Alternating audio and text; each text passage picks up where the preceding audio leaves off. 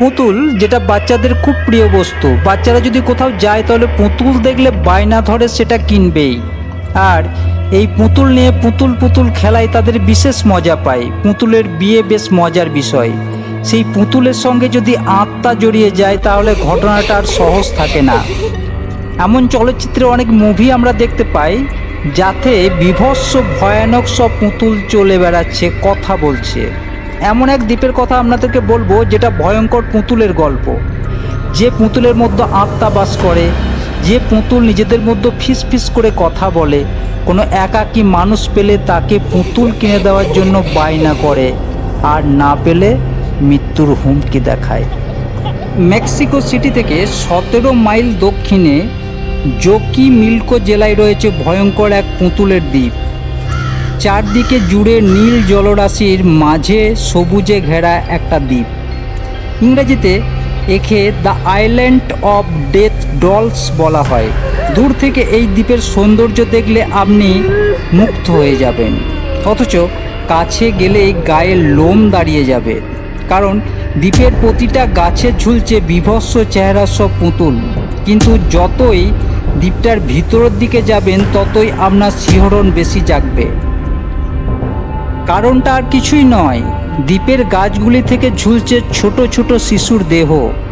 যেন দলে দলে শিশুকে এই দ্বীপে এনে ফাঁসি দেওয়া হয়েছে। আরও কাছে গেলে চোখে পড়বে সেই সব মৃতদেহগুলির কোনটির হাত নেই, কোনোটির পা নেই, কোনোটির মুন্ডু টেনে বীভৎসভাবে ছিঁড়ে দেওয়া হয়েছে। এই শিশুগুলোকে যেন কোনো নির্যাতন করে হত্যা করা হয়েছে। এদের চোখ, মুখ, হাত, পা সমস্ত কিছু দেখলে সেই নির্যাতনের চিহ্ন আপনি দেখতে পাবেন। আপনার প্রথমে সন্দেহ থাকবে যে এগুলো পুতুল না সত্যি মানুষের বাচ্চা। আপনি যখন নিশ্চিতভাবে বুঝতে পারবেন যে এগুলো সত্যি পুতুল, তখন আপনি একটা স্বস্তির নিঃশ্বাস নেবেন।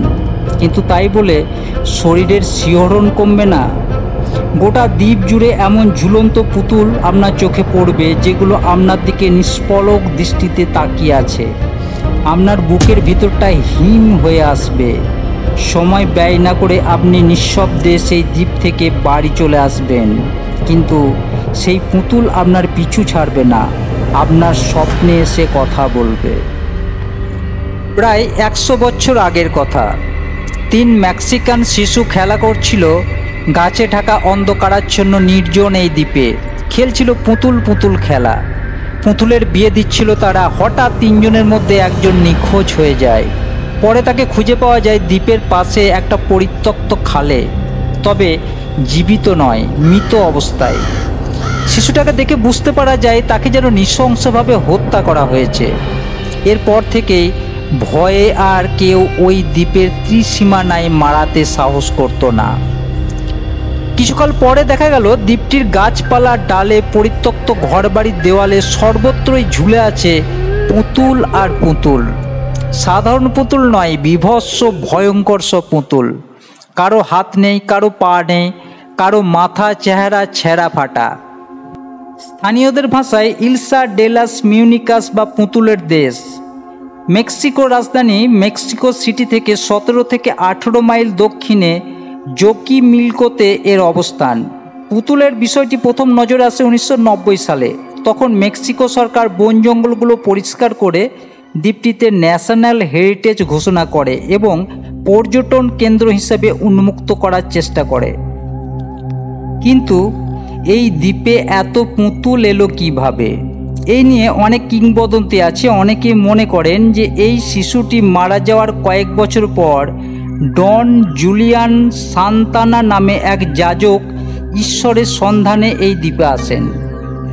জুলিয়ান দ্বীপটিতে আশ্রম গড়ে তোলার পর মৃত শিশুটির আত্মা প্রায়ই তার সঙ্গে কথা বলতো। জুলিয়ানের কথায় শিশুটির আত্মা নাকি তার কাছে পুতুলের বায়না ধরে।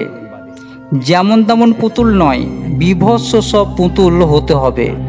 পুতুলগুলো দেখলে যেন মনে হয় তারা মানুষের নির্যাতনে প্রাণ হারিয়েছে। এ কারণে জুলিয়ান তার আশ্রমে চাষ করা সবজির বিনিময়ে মানুষের কাছ থেকে নষ্ট পুতুলগুলো সংগ্রহ করতে থাকে। নষ্ট পুতুলগুলো এনে দ্বীপের চারপাশে টাঙিয়ে দিলে নাকি শিশুর আত্মা খুশি হতো। কুড়িয়ে পাওয়া কিংবা কিনে আনা হাজার হাজার নষ্ট পুতুল দিয়ে জুলিয়ান গড়ে তোলে পুতুলের দ্বীপ। কেউ কেউ বিশ্বাস করেন দ্বীপটিতে এখনও মৃত শিশুটির আত্মা ঘুরে বেড়ায়। মাঝে মাঝে শোনা যায় তাদের ভুতুড়ে আওয়াজ। এইসব পুতুল ঘিরেও নানা ভৌতিক কাহিনী রচনা করেছে স্থানীয়রা। তাদের কথায় রাতের অন্ধকারে পুতুলেরা জীবন্ত হয়ে ওঠে। তারা ফিস ফিস করে কথা বলে নিজেদের মধ্যে। লোককাহিনী আছে যে পুতুলগুলো বিচ্ছিন্ন অঙ্গ প্রত্যঙ্গের অংশ বিশেষ, মাথা, হাত, পা নাকি মাঝে মাঝে নড়াচড়া করতে দেখা যায়। অনেক সময় পুতুলগুলো চোখ খুলতে বা বন্ধ করতে কেউ কেউ দেখেছে বলে জাহির করেন। দীর্ঘ সময় ধরে রোদে পুড়ে বৃষ্টিতে ভিজে পুতুলগুলোর চেহারা ভুতুড়ে হয়ে দাঁড়িয়েছে। চারদিকে ছড়িয়ে রয়েছে পুতুলগুলোর বিচ্ছিন্ন অঙ্গ প্রত্যঙ্গ, শূন্য দৃষ্টিযুক্ত মস্তক, যা হলিউডের ভয়ঙ্কর সব মুভির কথা মনে করিয়ে দেয়। এই দ্বীপে যে পর্যটকরা আসেন এই কদাকার পুতুলগুলোকে দেখে তাদের মনে পুতুলগুলো এমনভাবে গেঁথে যায় যে তারা রাত্রে দুঃস্বপ্ন দেখে এই পুতুলগুলোর। দেখে পুতুলগুলো তাদেরকে পুতুলের জন্য বায়না করছে, আর যদি পুতুল না দেওয়া হয় তাহলে তাদের প্রাণনাশের হুমকিও দিচ্ছে। ফলে দ্বীপটি ট্যুরিস্ট পয়েন্ট হিসেবে জমজমাট হয়ে উঠতে পারেনি। তবে অনেক আগেই ইউনেস্কো ইলসা ডে লাস মিউনিকাসকে বিশ্ব ঐতিহ্যে অন্তর্ভুক্ত করেছে। সর্বশেষ 2001 সালের 21শে এপ্রিল এখানে ঘটে আরও একটি রহস্যময় ঘটনা।